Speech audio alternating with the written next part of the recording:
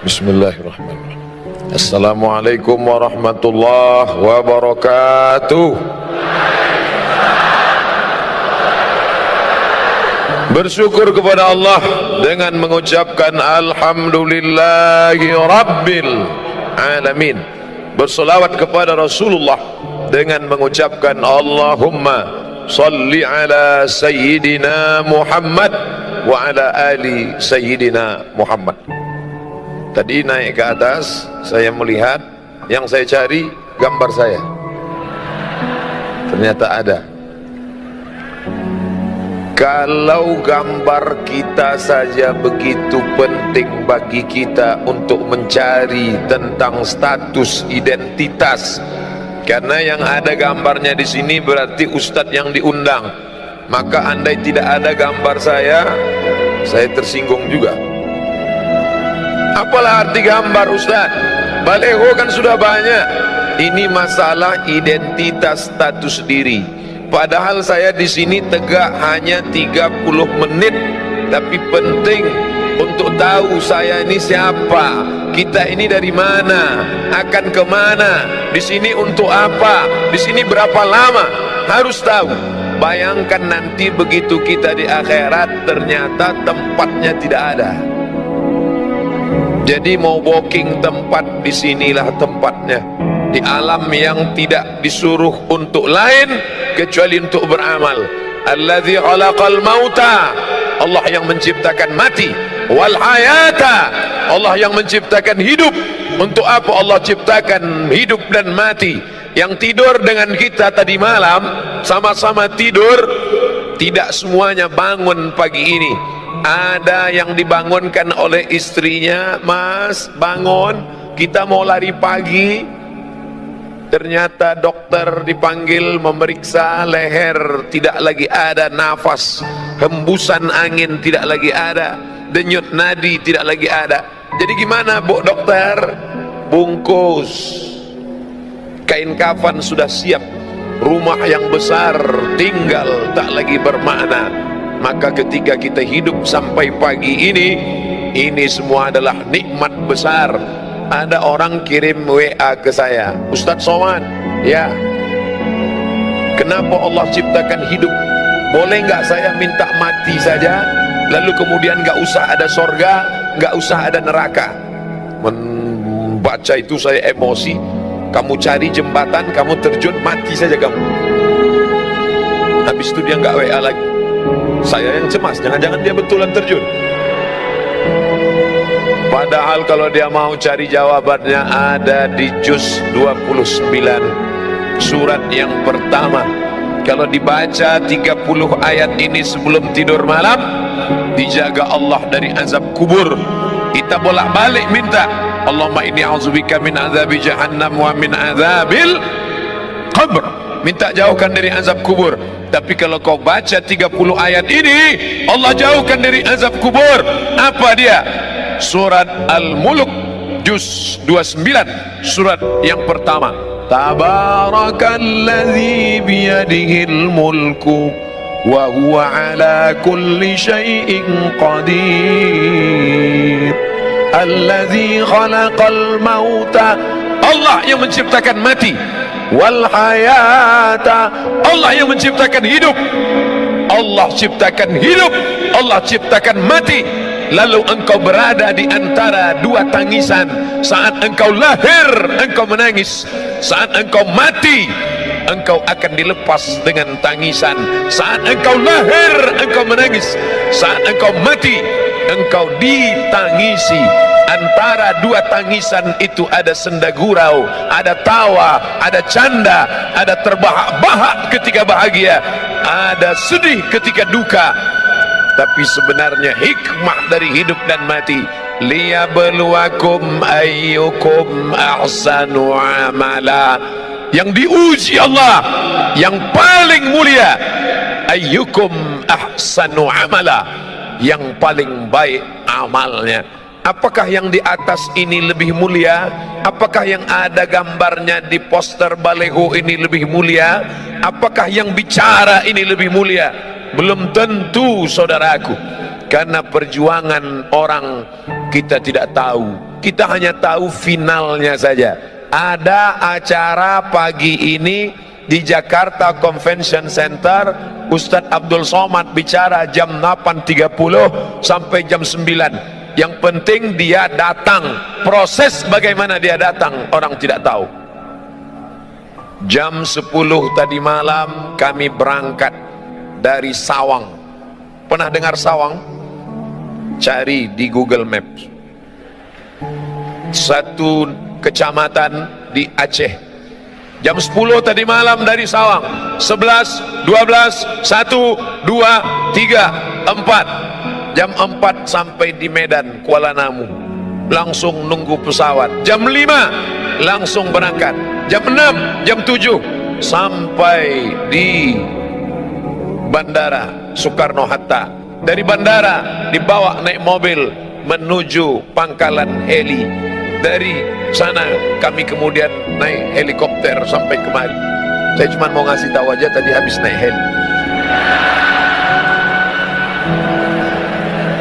Perjalanan panjang. Apa yang Ustaz kesalkan? Naik heli cuma 5 menit. Saya bisik ke Mas Ari Untung, ini bisa ditambah nggak?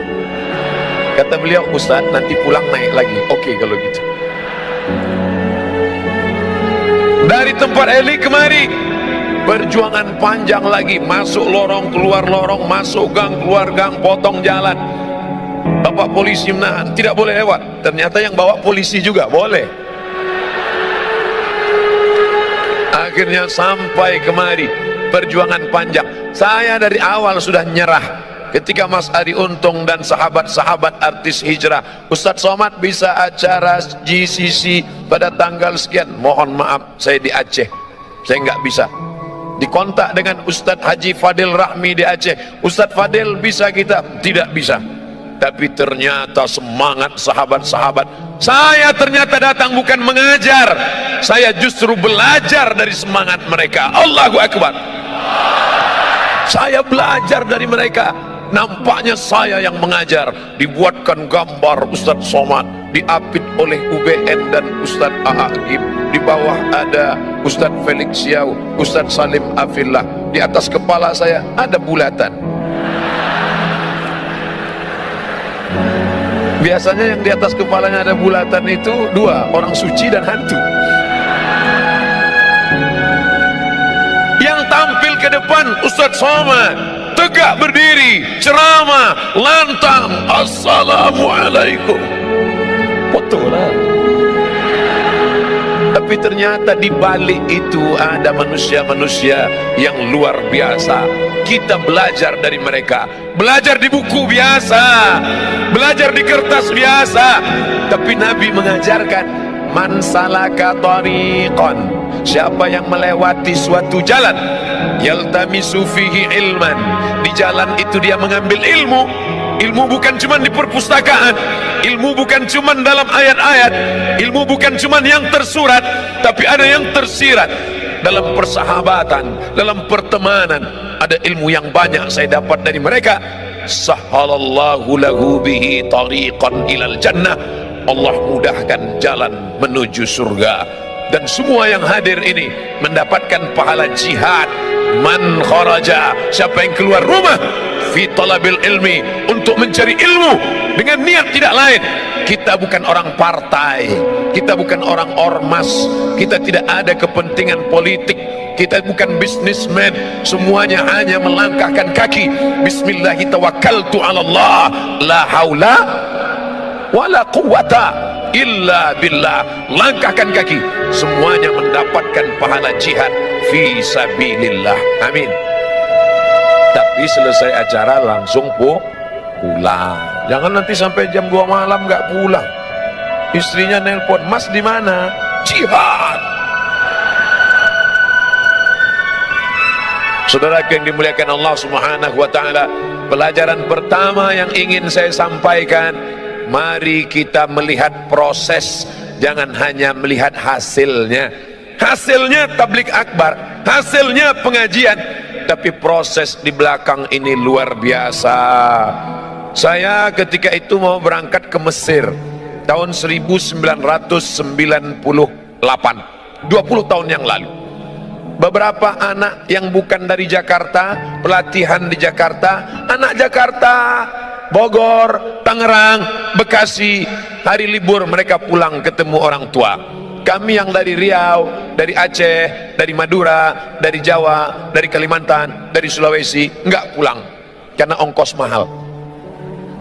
Jadi kami jalan-jalan. Ayo kita jalan-jalan yuk. Ayo. Kamu pernah di Jakarta? Enggak, baru sekali. Kalau gitu kita naik Metro Mini aja. Kami pun jalan. Turunnya di mana?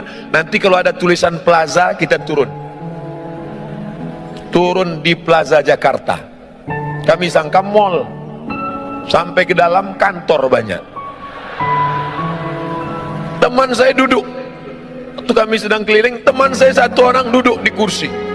Dia duduk lama di kursi. Terus saya heran, ente ngapain duduk di sini? Terus dia nunjuk. Ada apa? 15 juta. Ada kursi harga 15 juta. Terus ngapain kamu duduk? Kita nggak punya, paling nggak seumur hidup pernah duduk sekali aja. Semua orang ingin duduk di kursi kayu jati, ukiran indah, dipajang di Plaza Jakarta. Harganya 15 juta tahun itu. 1998, 20 tahun yang lalu. Orang hanya tahu hasilnya, finishnya, finalnya, bahwa dia kursi mahal. Tapi orang tidak pernah tahu proses dia menjadi kursi yang mahal, bahwa dia berasal dari Nun, hutan pedalaman Jawa. Berapa lama dia di tengah hutan, digergaji, dipotong, dikuliti, dipahat, diukir, di kertas pasir, didempul, disayat, disobek, dipotong. Setelah itu dipaku, dibawa ke Jakarta, lalu kemudian dicat, bernis, cantik, indah, barulah dipajang. Orang hanya melihatnya. Berjalanlah ibu-ibu, bisnismen, wanita karir yang kaya dengan suami yang super kaya, gayanya luar biasa walaupun hutangnya di mana-mana. Jalan mereka, papa, kita beli kursi ini ya. Iya, begitu lihat harganya. Banyak suami yang tekanan darah tinggi karena keinginan istri yang luar biasa. Jangan, Allahu Akbar. Apa yang terjadi? Orang tahu hasilnya, tapi proses dia untuk sampai ke Jakarta orang tidak pernah tahu. Seorang gadis cantik jelita melihat di etalase kaca cincin indah rupawan berjalan bersama seorang laki-laki yang gagah perkasa.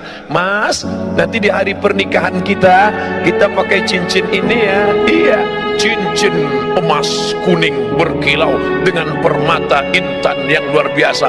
Orang cuma tahu cincin emas disematkan di tangan seorang mempelai perempuan, tapi orang tidak pernah tahu proses cincin itu menjadi cincin bagaimana. Dia Nun dari pedalaman sungai di Kalimantan. Mereka mengambil kuali.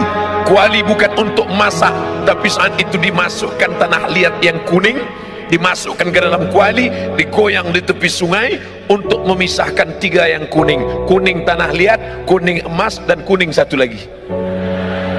Setelah diadakan seleksi, fit and proper test, yang tanah liat buang, yang kotoran sampah buang, hanya menghasilkan butiran-butiran emas kecil.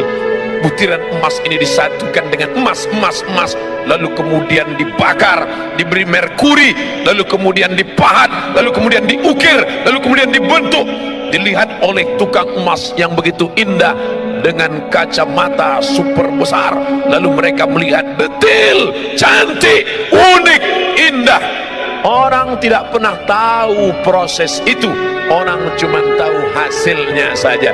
Allah tidak tanya kita, hai sahabat hijrah, sudah berapa orang yang kau buat bertobat? Hai ustadz, sudah berapa orang kau beri hidayah? Ustadz somad ceramah di tempat orang yang sudah baik-baik. Ini yang di depan saya ini insya Allah semuanya baik-baik, amin. Mereka meluangkan waktunya di hari libur, tinggal di ibu kota Jakarta, sibuk, macet, ribet, sulit, susah. Pagi dia sudah keluar rumah jam 4, masuk kantor jam 7.30, pulangnya jam 4 sore, sampai rumah jam 8 malam. Senin, Selasa, Rabu, Kamis, Jumat, 5 hari penuh dengan tekanan. Di kantor ditekan atasan, di jalan kena tilang, di rumah ditekan istri. Kalau dia tidak ngaji, maka dia akan stres. Di tengah kota yang besar, semakin banyak tekanan, semakin sulit kehidupan, maka rumah-rumah yang menawarkan ketenangan palsu semakin banyak.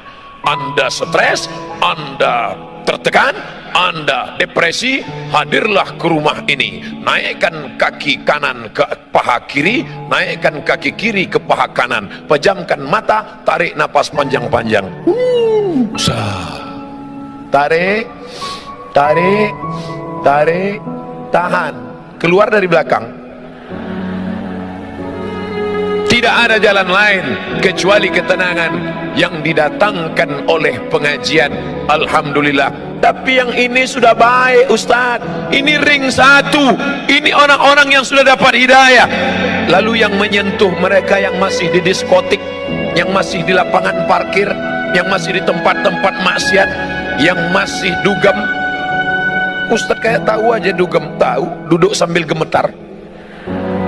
Yang masih melakukan perbuatan dosa, siapa yang menyentuh mereka? Ustaz Somad hanya tabligh akbar di depan orang banyak. Semuanya sudah siap. Mobil disiapkan, pesawat disiapkan, helikopter disiapkan, ojek disiapkan, tempat duduk disiapkan, pentas disiapkan. Kalau mau berdiri silakan berdiri, nanti kalau nggak tahan silakan duduk. Bantal sudah siap kalau mau baring, mikrofon sudah siap, lampu sudah terang, semuanya sudah oke. Abdul Somad jihadnya tidak ada, tapi nun di sana. Dia bukan LCMA, dia bukan ustadz, dia bukan doktor, dia tidak pernah di Mesir, dia tidak pernah di Kairo, dia tidak pernah di Madinah, tapi ternyata dia lebih mulia daripada Ustadz Somad. Yang mengatakan begitu siapa? Nabi Muhammad sallallahu alaihi wasallam. Ayyahdiyallahu bika rajulan wahidan, satu orang dapat hidayah dari mulutmu, khairum min humurin na'am, lebih baik daripada kau memiliki seekor onta yang merah. Onta merah, kendaraan termahal zaman Nabi SAW. Siapa yang mendapatkan itu? Bukan engkau Ustaz, bukan engkau Ustaz. Foto siapa yang Ustaz tunjuk? Ya saya sendiri. Ustaz lainnya nggak boleh. Bukan engkau Ustaz Somad, tapi mereka yang di sana di sela-sela ngobrol sambil makan. Dia tidak ceramah. Jangan mentang-mentang udah ngaji lalu pulang dari sini kumpulkan teman-teman, assalamualaikum, neraka jahanam, neraka, neraka. Bukan begitu.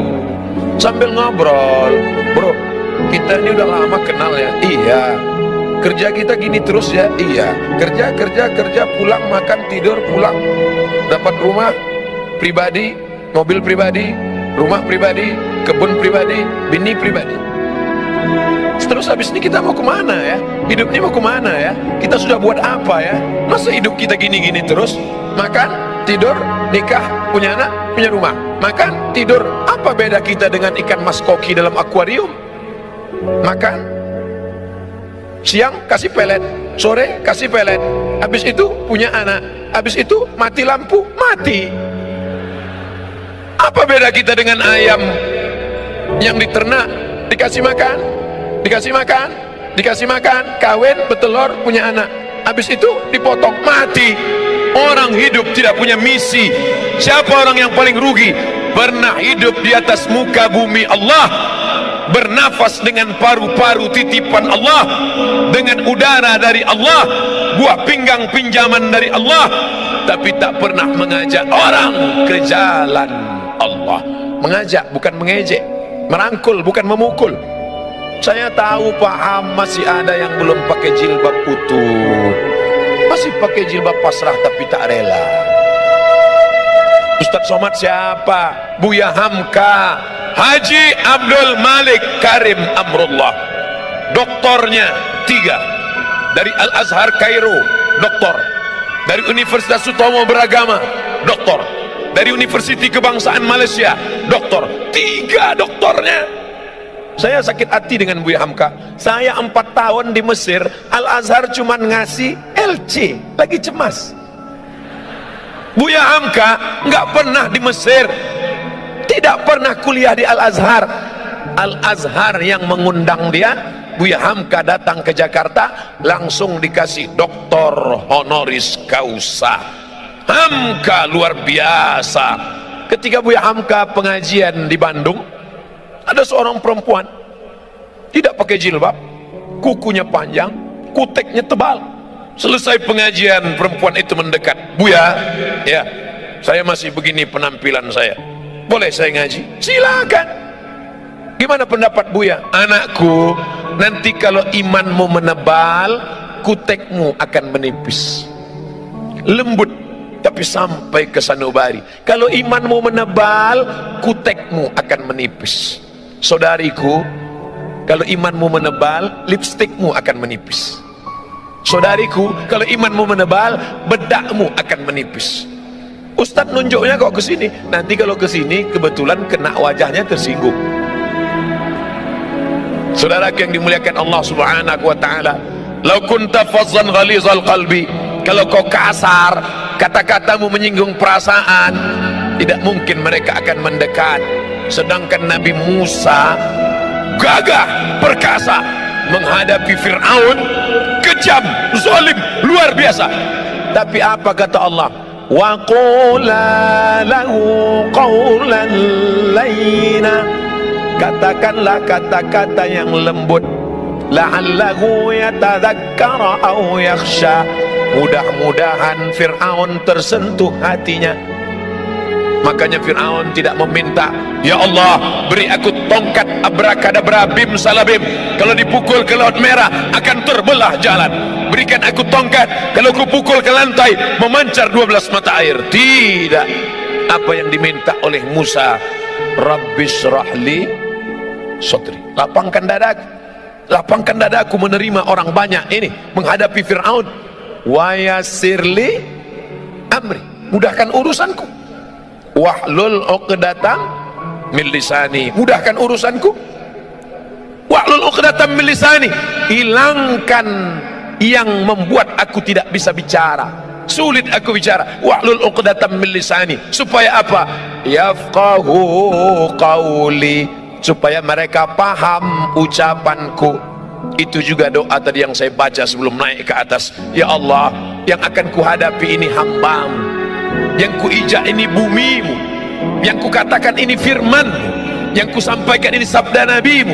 Tolong aku, tak ada beda aku dengan mereka. Aku sama-sama hina, rendah, tak ada apa-apanya. Ini kuasamu ya Allah. Begitu juga dengan adik-adik yang kebetulan di kantornya, di kampusnya jadi rohis, bicara depan orang banyak. Ustadz Somad, tolong beri kami pelatihan Ustadz. Saya kalau ngomong depan orang rasanya mikrofon tuh mau copot. Assalam.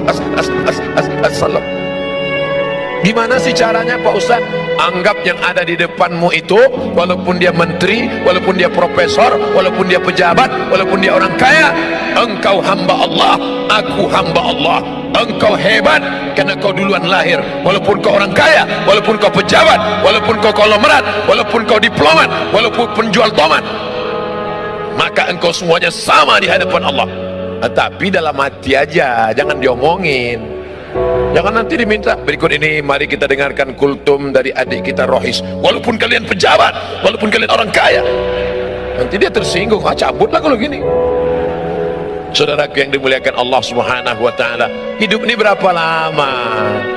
Kemarin baru reuni dengan teman-teman, 20 tahun nggak ketemu. Ke Mesir 98, sekarang 2018, 20 tahun nggak ketemu. 20 tahun yang lalu imut-imut, sekarang tahu sendiri. 20 tahun nggak ketemu, pertanyaannya anak kamu berapa? Anak kamu berapa? Ada juga yang iseng, istri kamu berapa? 30 tahun gak ketemu, pertanyaannya sudah mulai berubah. Kamu sakitnya apa? Aku di bawah, asam urat. Aku di tengah, jantung koroner. Aku diabetes meletus. 40 tahun gak ketemu, pertanyaan mulai berubah. Makam Somad di mana?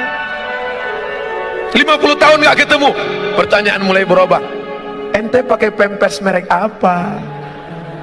Hidup ini tidak lama saudaraku.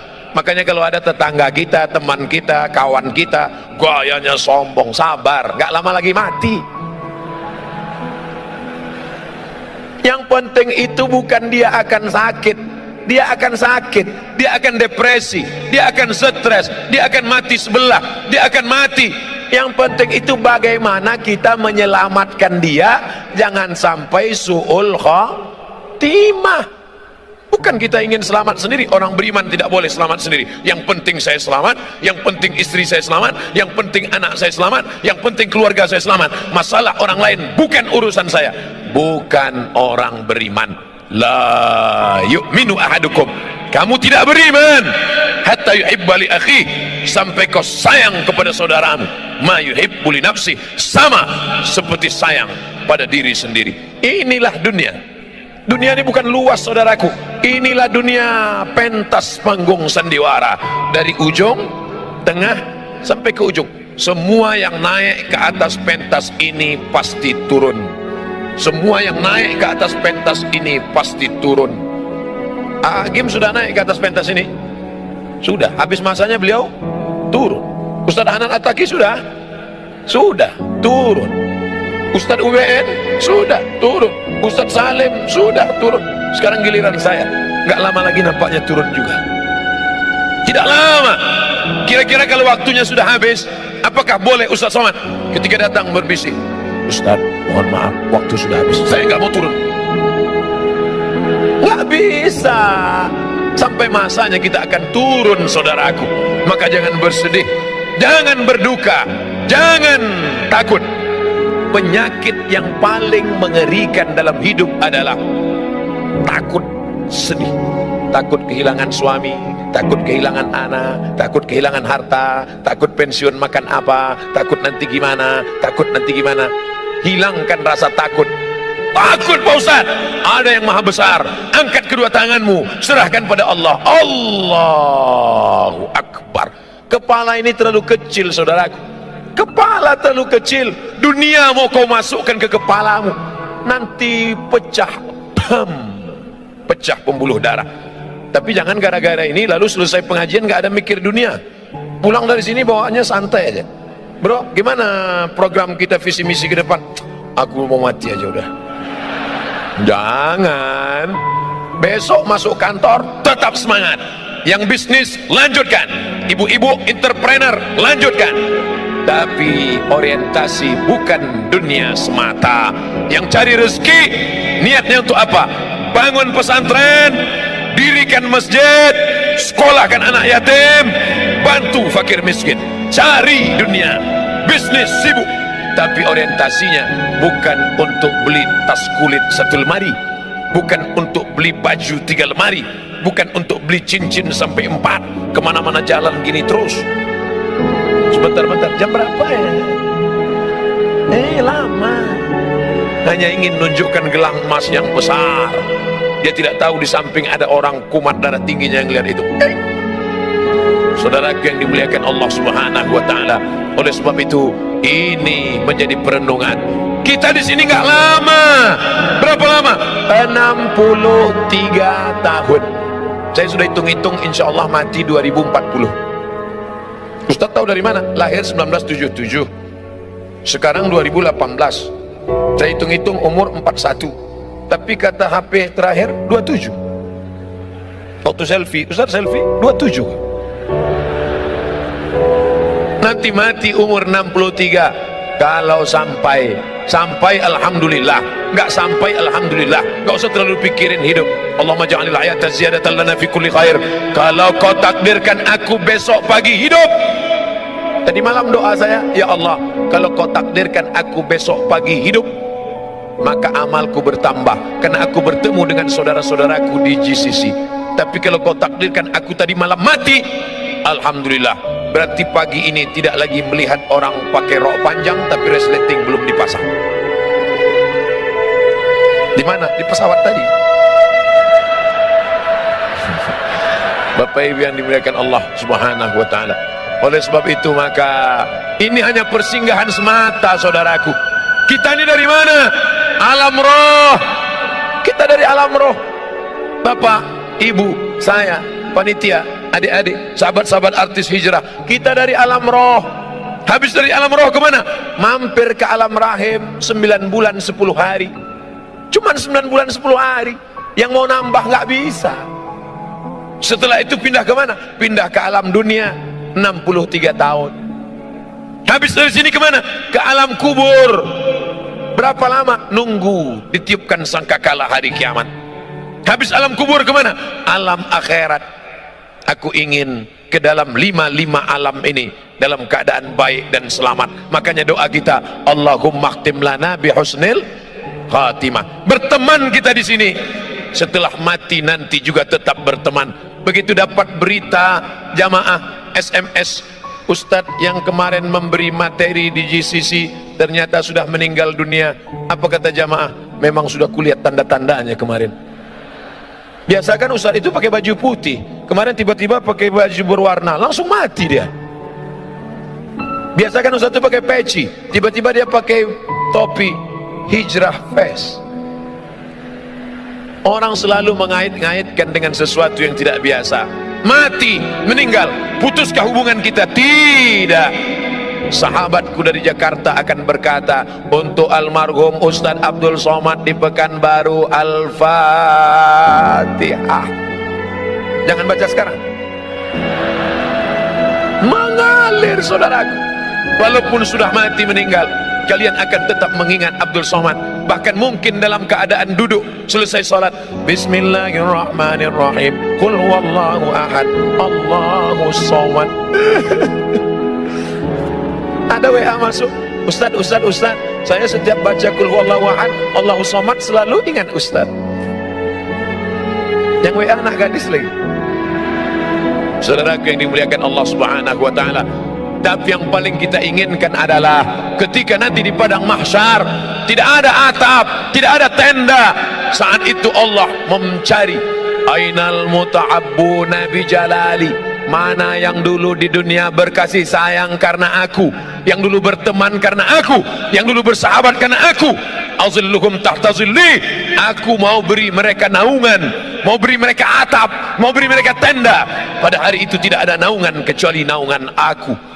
Berteman karena harta akan binasa, berteman karena kuasa akan berakhir dengan datangnya KPK, berteman dengan popularitas akan sirna, tapi berteman karena la ilaha illallah Muhammadur Rasulullah, itulah yang akan kekal abadi selamanya. Ya Allah, aku ingin saat di padang mahsyar berteman aku dengan sahabat-sahabat sekarang, berteman dengan para tuan-tuan guru, ustad-ustad, bukan sekedar berteman di baleho ya Allah, tapi berteman jugalah kami nanti hendaknya saat masuk ke dalam surga bersama Nabi Muhammad sallallahu alaihi wasallam. Amin.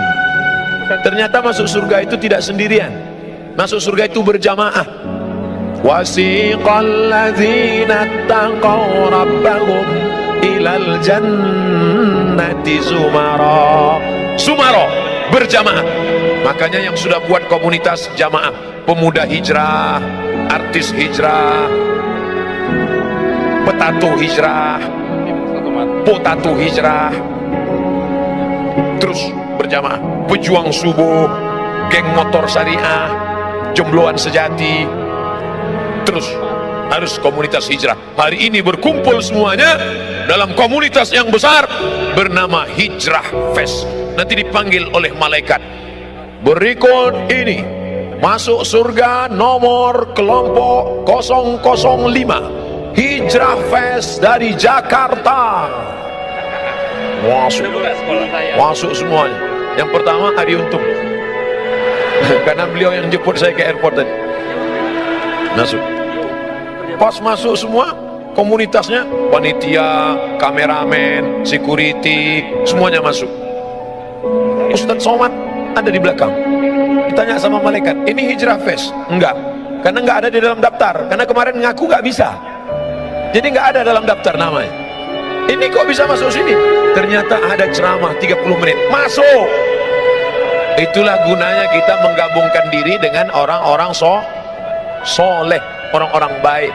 Mudah-mudahan pertemuan kita ini bertemu di dunia, bersahabat di dunia, sampai mati tetap berkirim doa, dan sampai masuk ke dalam surga tetap bersama. Wa adkhilnal jannata ma'al abrar, masukkan kami ke dalam surgamu ya Allah bersama orang-orang yang baik, ma'al habibil mustafa al-mukhtar, bersama Muhammad sallallahu alaihi wasallam. Ala hazihi niyah wa kulli niyatin salihah. Al-Fatihah. A'udzu billahi minasy syaithanir rajim. Bismillahirrahmanirrahim. Alhamdulillahi rabbil alamin. Ar-Rahmanir Rahim. Maliki yaumiddin. Iyyaka na'budu wa iyyaka nasta'in. Ihdinas siratal mustaqim. Siratal ladzina an'amta 'alaihim ghairil maghdubi 'alaihim waladdallin. Amin. La tada' lana dzamban illa ghafartah, segala dosa-dosa kami di masa lalu ampunkan ya Allah. Wala aiban illa satartah, segala aib cacat kami tutupi ya Allah. Wala dainan illa qadaitah, hutang piutang kami lepaskan kami dari riba ya Allah. Wala maridan illa syafaitah, ada di antara kami yang kau uji dengan penyakit, sabarkan dia, angkat penyakitnya, sembuhkan, sehatkan ya Allah. Wala mayitan illa rahimtah, yang sudah meninggal dunia lapangkan kuburnya ya Allah. Wala aziban illa zawajtah, yang lajang, yang gadis ingin menikah, mudahkan jodohnya, temukan dengan orang baik-baik yang amanah ya Allah. Wala raghiban illa anjabtah, yang ingin punya anak, berikan anak yang saleh dan salihah ya Allah. Rabbana ighfir lana dzunubana, ampunkan dosa kami, wali abaina, ayah kami. Melepuh kulitnya mencarikan makan sekolah kami, tak dapat kami balas, belum bisa kami membahagiakannya ya Allah. Wali ummahatina, ibu kami, berapa kali dia tidak jadi solat tahajud malam karena kami merengek sampai pagi. Berapa kali dia diusir dari majlis yang ramai karena kami menangis, membuat dia malu, hilang raut wajahnya di depan orang banyak. Berapa kali dia tidak jadi solat duha karena kami kencing di kainnya, tak dapat kami balas budi baiknya. Andai kami kaya, bisa kami bawa dia haji di umrah ke Baitullah, tapi itu pun tidak dapat menebus satu kali pekikan teriakannya saat melahirkan kami. Meregang nyawa dia melahirkan kami ya Allah. Andai dia masih hidup, pulang dari sini kami peluk tubuhnya, kami cium tangannya, kulitnya yang rapuh, rambutnya yang sudah memutih. Andai dia masih hidup, dapat kami belikan makanan yang enak, pakaian yang cantik dan bagus untuk menyenangkan hatinya. Tapi sebagiannya sudah meninggalkan kami ya Allah. Kami hanya dapat berkata, Rabbana ighfir lana dzunubana wali walidaina warhamhuma kama rabbayana shaghira. Orang yang bersama dengan kami, sahabat kami, yang pernah menunjukkan jalan baik pada kami. Dia bukan ustadz, dia bukan ulama, dia manusia biasa, tapi kata-katanya menyentuh hati kami sehingga kami dapat hidayah.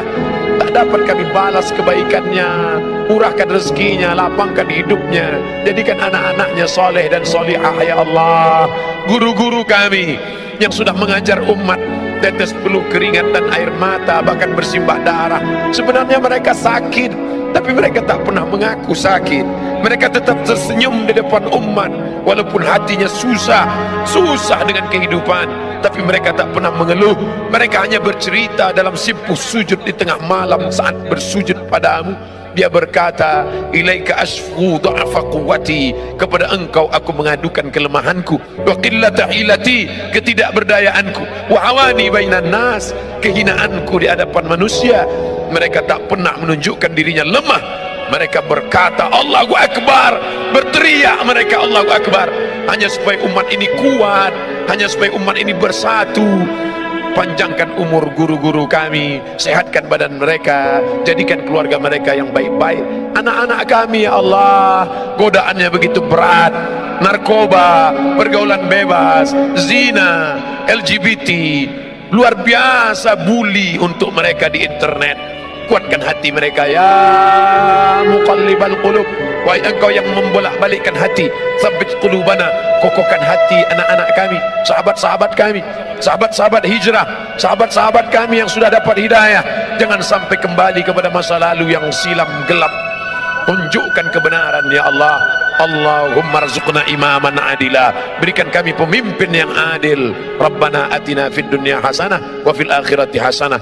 Allahumma ja'al akhir kalamina, jadikan akhir kalam kami ketika ajal kami tiba, yang terakhir keluar dari mulut kami la ilaha illallah Muhammadur Rasulullah sallallahu alaihi wasallam. Rabbana atina fid dunya hasanah wa fil akhirati hasanah wa qina adzabannar. Wa sallallahu ala sayyidina wa maulana Muhammad wa ala alihi wa sahbihi wasallam. Walhamdulillahi rabbil alamin. Terima kasih segala perhatian, mohon maaf segala kesilapan dan kekhilafan, mohon maaf, mohon izin karena 9.15 kami langsung ke airport dan langsung terbang ke Aceh melanjutkan safari dakwah di Aceh sampai esok hari. Terima kasih. Wassalamualaikum warahmatullahi wabarakatuh.